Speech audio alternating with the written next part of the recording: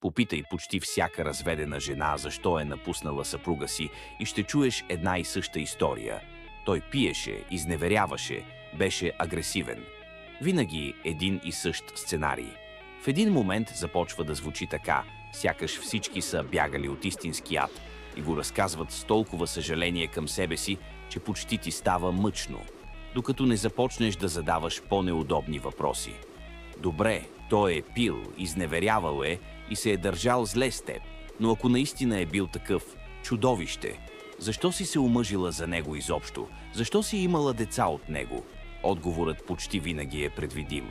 Преди беше грижовен, амбициозен, активен, подкрепящ и после се промени. Но може би истинският въпрос е какво го е променило? Колко напрежение е поел преди да започне да бяга в алкохола? Колко постоянна критика и емоционална незрялост е издържал преди мълчанието да стане по-лесно от това да обяснява? Обещала си да останеш в трудни моменти, но когато нещата са станали трудни, си тръгнала. И после си го нарекла токсична връзка.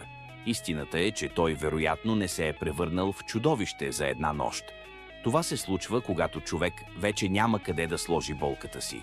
И ако с години си го омаловажавала, сравнявала си го с други или си го унижавала, не се крий зад думата жертва.